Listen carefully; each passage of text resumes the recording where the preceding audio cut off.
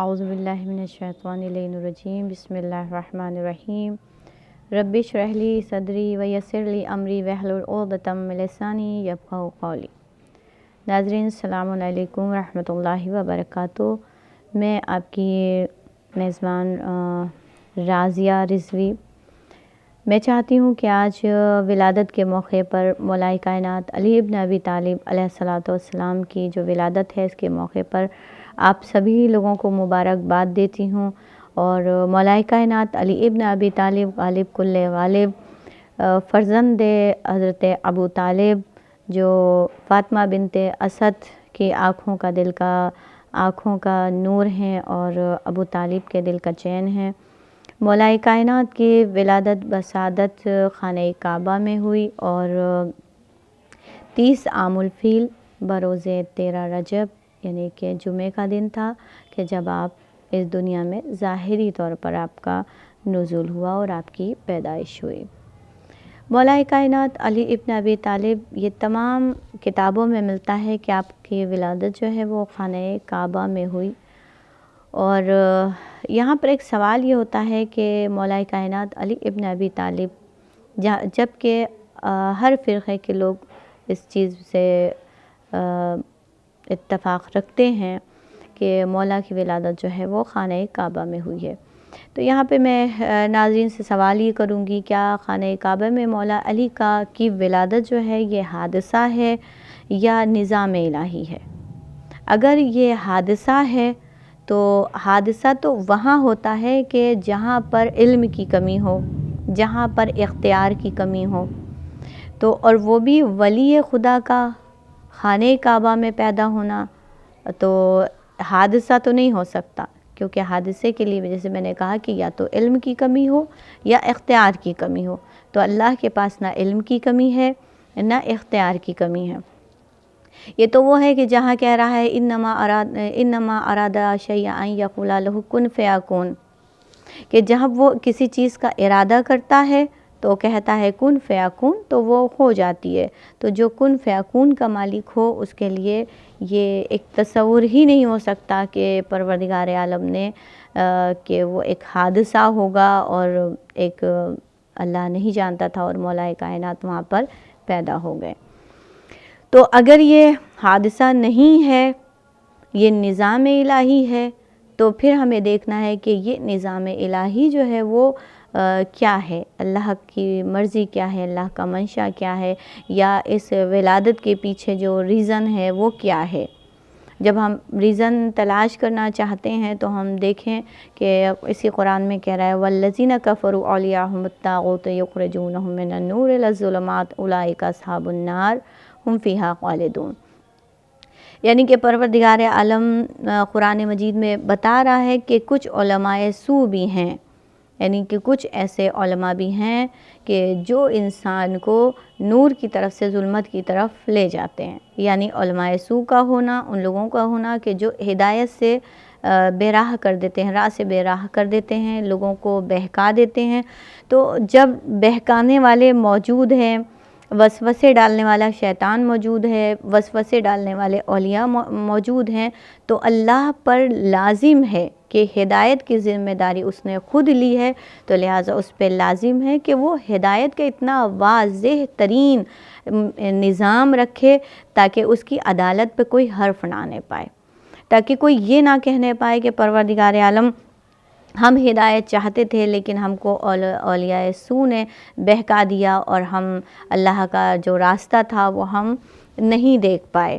اور ہم راہ حق تلاش کرنا چاہتے تھے لیکن ہم کدھر جاتے، میرے پاس کوئی مرکز نہیں تھا، میرے پاس کوئی منزل نہیں تھی کہ ہم کدھر جاتے۔ اس لیے ایک واضح ترین جو ہے وہ اللہ نے نظام ہدایت کیا، اور مولا کائنات کیونکہ آپ کی ایک شخصیت ہے، اگر آپ غور کریں گے تو آپ اگر دیکھیں تو مولا کائنات پورے اسلام کی ایک روح کا نام ہے، ایک شخصیت ہے۔ تو جب مولا کائنات خانہ کعبہ میں پیدا ہو رہے ہیں، مولا کائنات خانہ کعبہ میں ان کی ولادت ہوئی، تو اس کا مطلب کہ ایک بہت بڑا پروردگار عالم کا کچھ منشا ہے جو اس کے اندر پنہا ہے، اور وہ کیا پنہا ہے کہ جب مولا کائنات علی بن ابی طالب خانہ کعبہ میں آپ کی ولادت ہوئی ہے، تو اس بات سے بھی تمام کتابیں متفق ہیں کہ مولا کائنات یعنی فاطمہ بنت اسد جب خانہ کعبہ میں تشریف لے گئی ہیں تو دروازے سے نہیں گئی۔ یہ بھی ایک نظام الہی ہے کہ اگر دروازے سے جاتی تو ہو سکتا ہے، لوگ کہتے کہ ہو سکتا ہے کہ ایک اتفاق ہو، حالانکہ وہ بھی ایک اتفاق نہ ہوتا،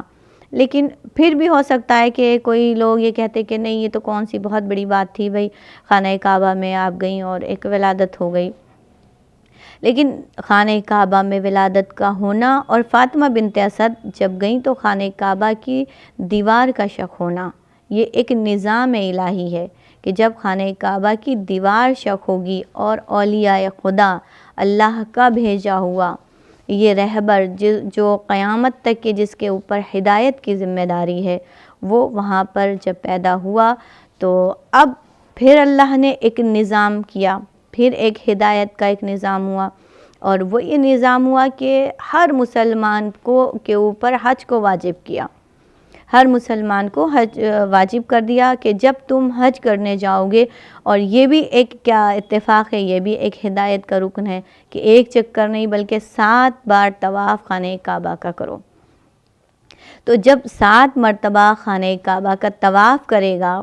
اور شکل اس کی چہرہ اس کا خانہ کعبہ ہی کی طرف ہوگا تو ایک بار میں نظر نہ آئے، دوسری بار میں نظر نہ آئے، تیسری بار میں نظر نہ آئے، چوتھی بار نظر نہ آئے، آخر 7 طواف میں کبھی نہ کبھی تو ایک بار اس کی نظر اس شگاف پر پڑے گی کہ جہاں پر فاطمہ بنت اسد کے لیے پروردگار عالم نے در کو شق کیا تھا۔ اگر صاحبان عقل ہو افلا تفکرون، بار بار عقل کی اور شعور کی، سوچ کی، فکر کی، تفکر کی، تدبر کی ایک دعوت دی جا رہی ہے، تو جب تم غور کرو گے کہ یہ دیوار کس کے لیے شق ہوئی، جس کو نہیں معلوم ہے تو اب وہ پوچھے گا کہ بھئی یہ دیوار کیوں شق ہوئی، تو جب مولود کعبہ کی اس کو پتہ چلے گا کہ اس کے اندر کون پیدا ہوا تھا، تو جب تم دیوار کو شق کر کے ایک سوال کرو گے کہ دیوار شق کیوں ہوئی، اس کے اندر آنے والا کون تھا، تو جب ایک کون کا لفظ آئے گا کہ آنے والا کون تھا تو پتہ چلے گا کہ کوئی عام نہیں تھا بلکہ یہ مولا کائنات علی ابن ابی طالب ہیں، جو ابو طالب کے فرزند ہیں، جنہوں نے 13 برس کی عمر سے ہی رسول اللہ سے وعدہ کیا تھا دعوت ذوالعشیرہ میں کہ یا رسول اللہ میں آپ کا ساتھ دوں گا۔ یہ وہ ہیں کہ جو بستر رسول پر بھی سوئے، یہ وہ ہیں کہ جو خیبر میں نظر آئے، یہ وہ ہیں کہ جو بدر و حنین میں نظر آئے، یہی وہ ہیں کہ جن کے لیے رسول اسلام نے اپنے ہاتھوں کو بلند کیا اور کہا تھا من کنت مولا ہو فہذا علی مولا، کہ جس کا میں مولا ہوں اس کا یہ علی مولا ہے۔ تو جب اگر کوئی ایک شگاف دیکھ کر مولا کائنات کے پاس پہنچ جائے اور مولا کائنات کی پوری زندگی کو دیکھے گا تو یقیناً اس کو حق کا راستہ فوراً مل جائے گا،